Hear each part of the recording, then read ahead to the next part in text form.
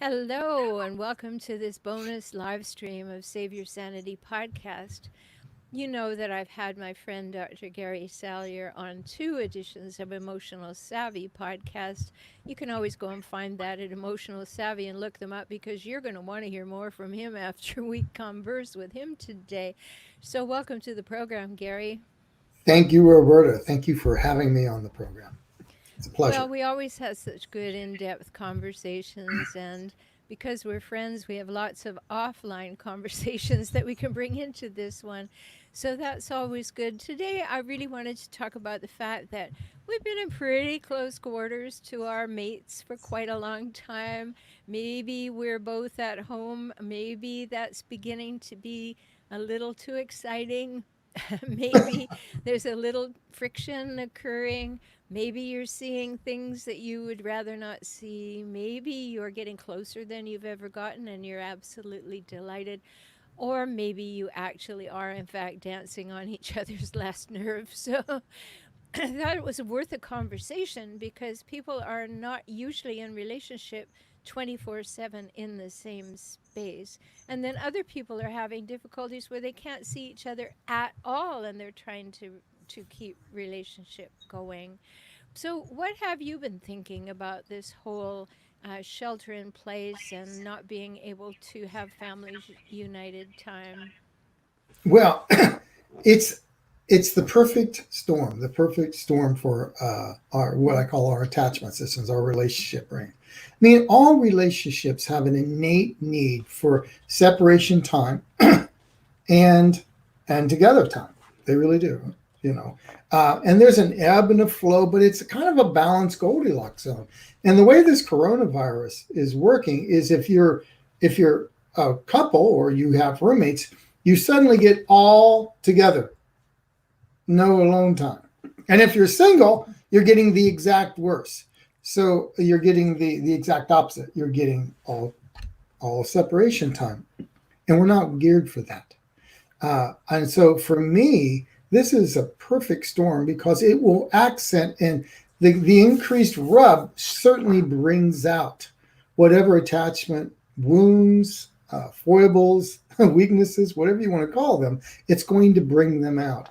And I think we have to really look at couples, singles have to, especially couples who are together, they have to learn how to talk about what they need and try to artificially inside that confine find a way to balance that alone time and that together time. Mm-hmm. And then there is the issue, the underlying issue of lack of choice. We didn't choose to have our conditions in our life be the way they are right now. It's not something we did. It's not the natural consequences of the relationship or the job or whatever. It's been imposed on us and the whole world. And Yeah. there's a certain level of resentment about that, I think, for many people. Some other people are relieved. Oh my goodness, that's lovely. I don't have to do anything and go anywhere. That would be me. But others are champing at the bit. I can't stand this. The extroverted types, the ones who really need to find energy by being with other people in other places and all.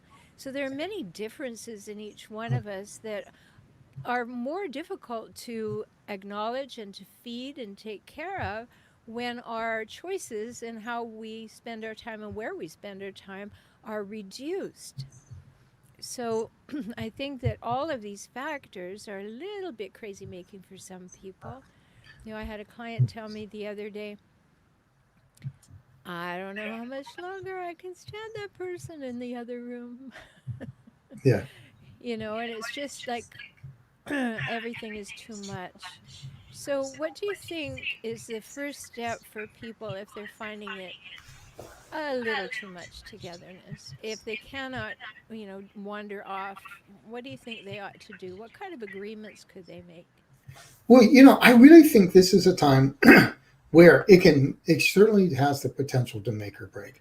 But I do think it's that there's a golden opportunity that you can be better together. First off, we have to practice our right to create our own experience with each other. I think couples, or if you're roommates, if you're in a situation where you're in a lockdown, shelter in place, whatever you want to call it, you have to make a contract on what you really need. Some of this choice has been taken away from us. I'm sorry to say, I don't know any way around that.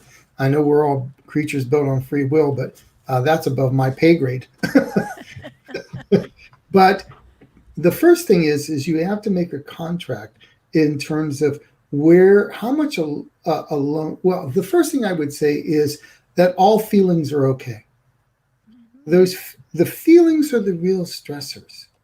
Unless we make them okay, and we have some time in the day to discuss how we're feeling, and it's okay to feel, you know, maybe we're out there and we're fearful, or we're scared, or we're hopeless. That all are okay, and that especially for couples to make a covenant that if one person's flying off the walls and bouncing off, the other one does not. Only one can get frazzled beyond repair. So one holds space for the other, so they know the other one will have their back. So that's the first thing I would say. All feelings are okay, and one holds space for the other with the other one's flying off the handle. Yeah, I think that's really good. I think it's even better if I spell it correctly. There you go. Um, There we go. yeah. It looks pretty good. Well, it was actually correct. I missaw it, but at any rate, I think that's a very important thing to do because we have judgments about other people's feelings. Yes, Somebody will be feeling some way. Well, you shouldn't feel like that. If you only had a half a brain, you would see that that's an absurd way to feel. And so we negate each other's experience of life, which is absolutely basic to us creating any kind of emotional intimacy, is to stop doing that, right? well, the biggest thing that all couples argue about isn't the problem. It's the negative image they see the other person has of them. That's what most couple arguments are about. So if you, like you say, well, only a moron would feel like that. They're not worrying about feel like that. They're like, how could you think that of me? So it's important to realize that all of us are going to have our moments. You and I and everybody else have had our moments when we felt like bouncing off a wall. And that's okay, because this is not natural. This is not normal. And it's okay for us to say that. And, so that goes to the second point, I think, is we have to have times where it's safe for 5 or 10 minutes a day to discuss our feelings in a non-judgmental way, that what's called a stress relieving conversation. The biggest thing for couples to do is to hold 5 minutes where you say, honey, how was your day? And they go, oh, I was really scared, and I was hopeless. I was going to lose my job. If this goes on much longer, I'm going to lose my career, all those things. And instead of saying, well, gosh, honey, I don't mean to be critical, but, there's a little bit of a victim attitude in there. Now, that's not what you say. You say, wow, there's two questions you ask. You say, wow, tell me more. Or you say, I can understand that. What's the worst part about that? So just hold a space, no judgment, no fixing, no advice, and ask two big questions. What else are you feeling? And what's the worst part about that? The person will feel felt, they'll feel loved, and both of you, if you share that, it'll allow the stresses to not get into the relationship and keep it out. The point is to keep the stress out, the feelings out from the relationship. Well, I just want to say something in addition to that because you just said that magic word. Relationship has to have three entities in it, and you just brought that up. There are two me's and a we.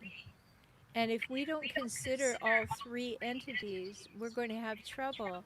I mean, stools that only have two legs don't stand up very well. And the relationship needs to have those three parts where we consider what's best for the we, even though sometimes we would like to say, but what about me? We have to Exactly. learn to have that balance. And I think that's in that question that you were suggesting. And, what else are you feeling and what's the worst part about that is leaning in and being curious about our partner, saying, what you're thinking and feeling or going through matters to me. Exactly. And it's important, I was just dealing with a couple last week where we were working this through. The we can help with that conversation. They both know that one knows that they have a 7-year-old part that wants to kind of go away, and the other one has a mouthy 16-year-old part when the other one goes away. And this is choreographed. But now what they can make a contract saying, well, okay, we know we have these two parts that are freaking out. How can I help you support that part when that young, child in us, if you want to if you want to make an inner child, is acting up, and now they're a team. They actually worked out in the session 2 or 3 rules that how each can show up for the other when they are dealing with the part of them that wants to bounce off walls. And it's not them; it's a part. Mm-hmm. Now they're a we, not two people trying to manage their states, but two people managing the states with help from the other. And I hear a secondary part to that that I believe is also very helpful for couples is when you hold the space for somebody who has been taught some language, like you were teaching your clients, um, that a person can actually say, I feel like my 7-year-old wants to burst. Mm-hmm. If you can give language yourself to to give somebody a heads up about, I recognize this is what I'm going through. I recognize this is the way I'm coming across. And that becomes very important too, because then the other person can say, oh, he or she gets it. I don't have to comment on that. Then I can lean in. Yes. And that lean is so important. Because the other thing is, we want to know someone has our back. Now, Yeah. sometimes we're together too much together, but we want to know we have each other's back. Show every couple that I've ever dealt with in which one or the other didn't feel the other one had their back, they were at risk. We all have that need, and if we can become more of a we, and it does it to me setting down and sharing with some vulnerability. This is who I am, and being honest about that part. I mean, I know I have a part that when I start bouncing off walls, I want to get real intellectual and disconnected from my feelings because that made sense at 4. you know, but it's not so much now, right? At 4. Yeah, At 4, I just wanted to knock all the bricks down, I'm sure. But, yeah, I think we're talking about some things that I talk about on the podcast all the time and I've written about. And I think there are these 3 hallmarks of healthy relationships. yes, And they are equality, equity, reciprocity, and mutuality. And it's that mutuality that kicks in that says, I'm interested in you. I want the best for you. I want to know what you think is the best for you so I can help you create it. And then we get into having that person who walks beside us, has our back, walks in front of us when we need them to. And we have that sort of surround relationship that we are each other's person, yes, not in a heavy way that makes it a burden, but in a joyful way that says I can relax. There is a we. exactly. 10,000 years ago, we were not the sort of, animal that survived well on our own. If you get kicked out of the cave 10,000 years ago and there's no we, there's no belonging, they have a name for you in the morning. That's called old snacks because at 2 in the morning, you were somebody's snack. you know, there's an instinctive part of us that knows that we don't survive well without support, without backup, without a home port in somebody's heart.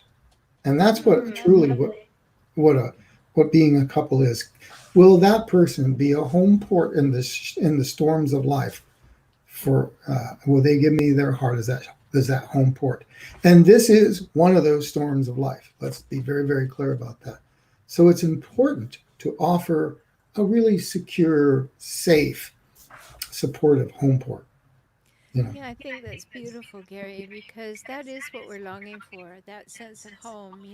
I thought immediately when you said that, I thought about Ram Dass and saying, we're walking each other home. Yes.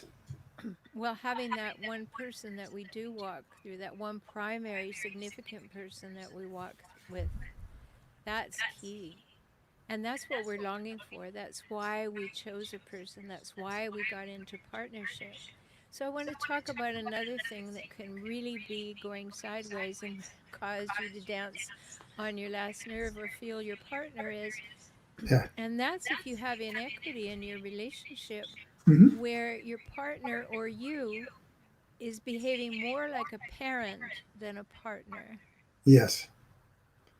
Well, yes, and that's not a home port either. If we're No. sheltering in place, sheltering at home, it should be sheltering at a home in the home port in each other's heart. But equity is about give and take, mutuality, sharing influence. It's not about being a parent. It's about being transparent with each other. It's so to speak. You know, Mm. um, and it's and to realize that I have my moments like that too.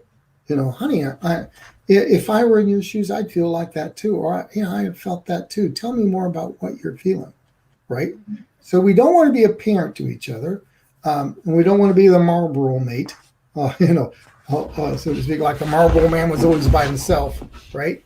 But what we want to do is to be able to give each other space, away, designate some place in the house that if you see there's the chair, you let them alone, or there's a room there, right? Um, uh, and there will be times, and if there's any time, like if you're working at home, say these are times that less bids for attention and support.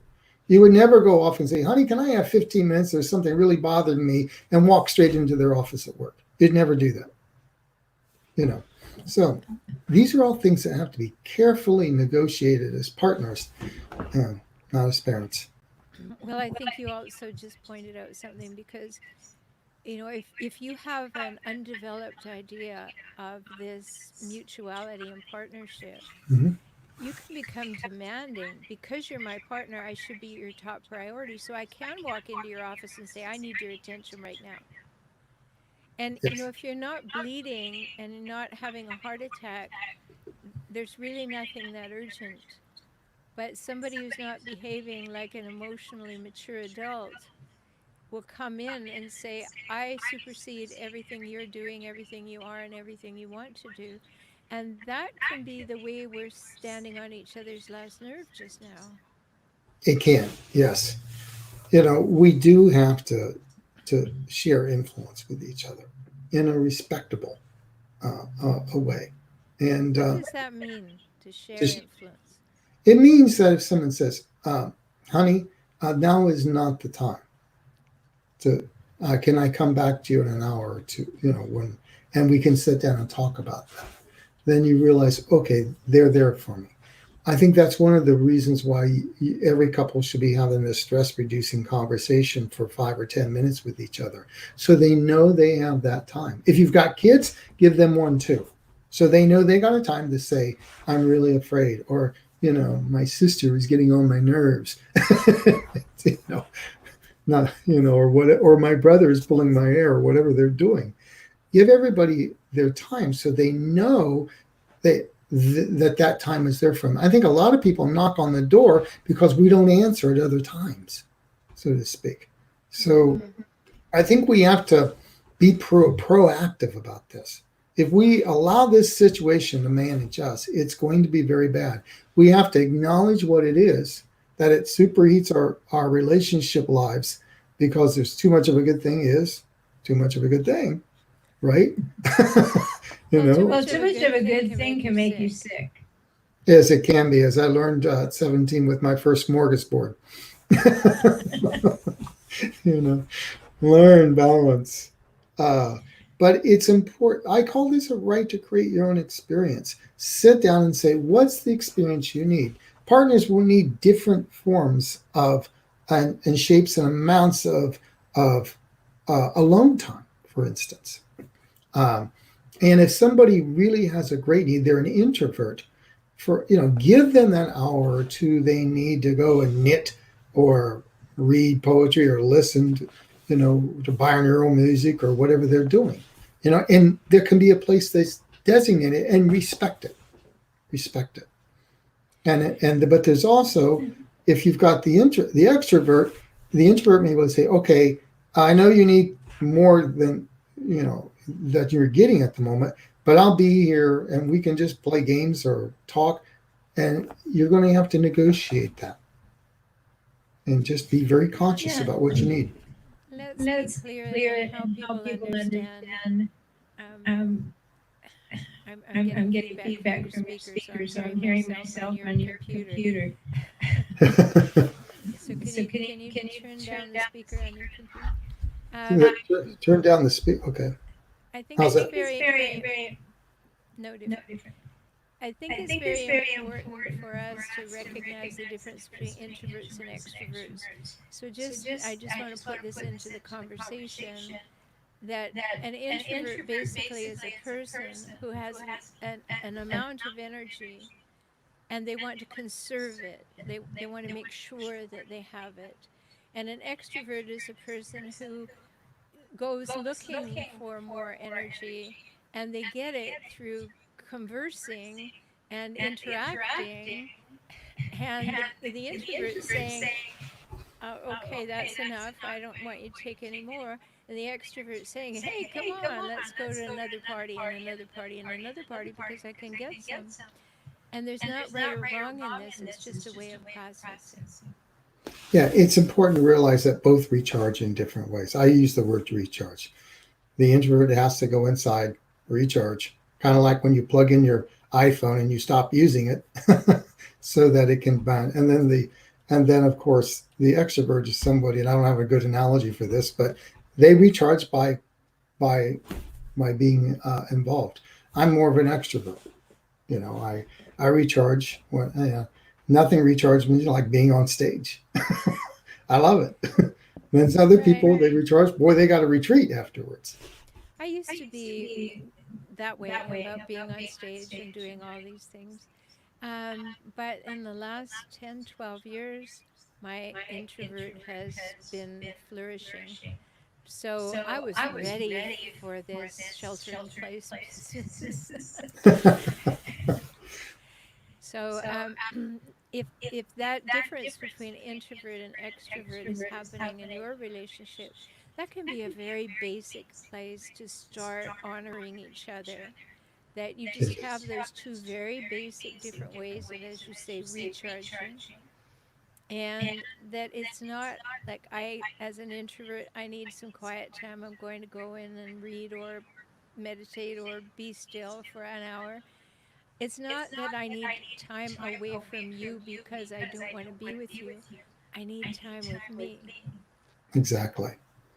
And And that's important distinction for people to grab. yes, it's not always, it's like the Q-tip. Quit taking it personally. They call it the Q-tip strategy. Quit taking it personally.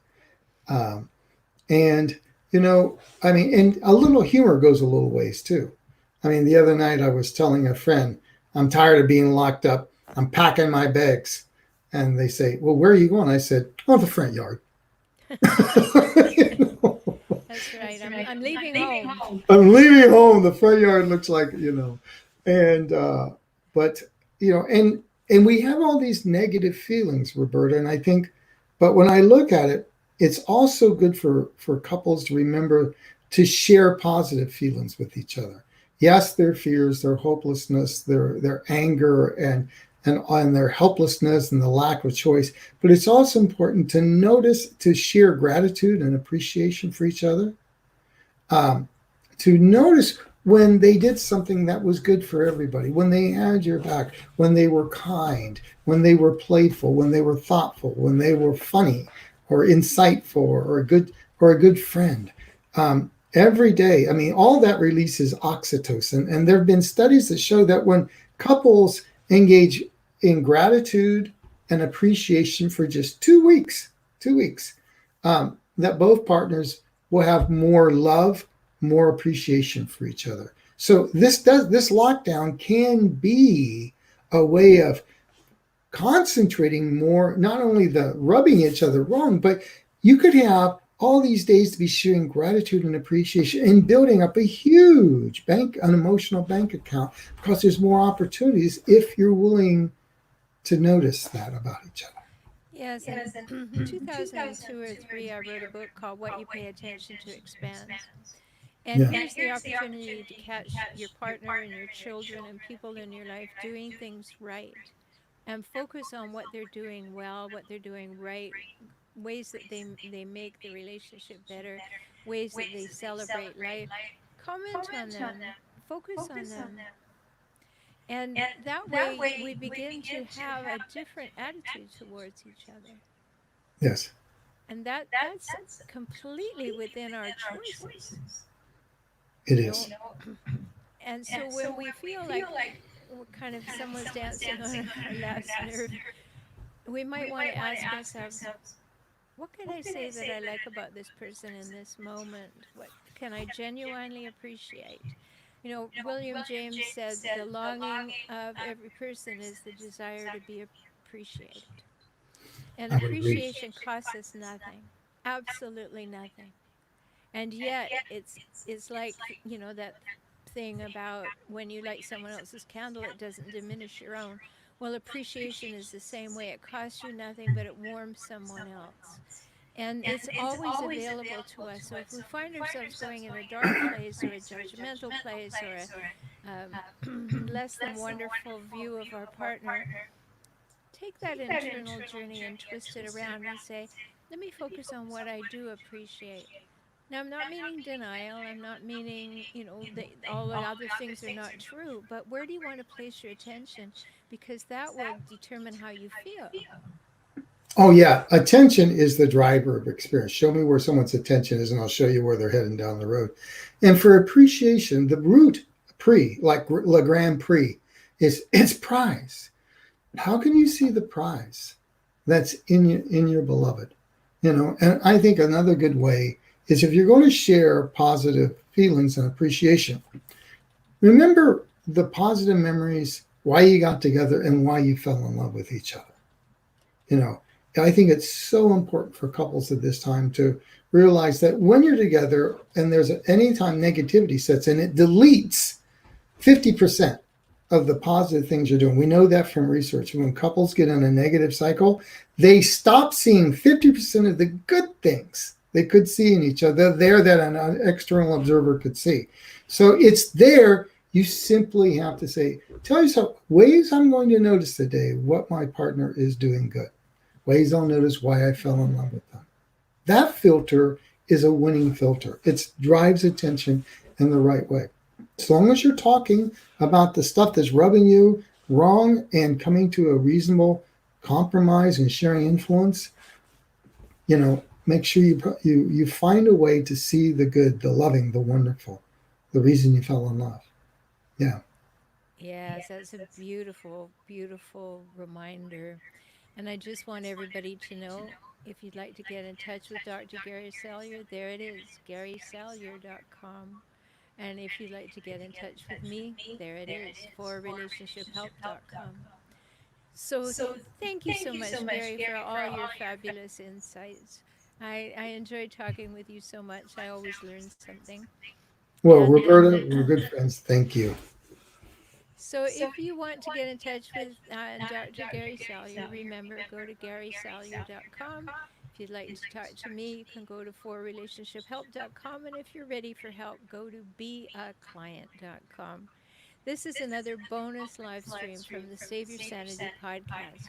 If you haven't listened to the podcast, go on over to saveyourSanityPodcast.com and enjoy over 100 episodes. So until we meet again, take very good care of yourself because you're precious and you matter.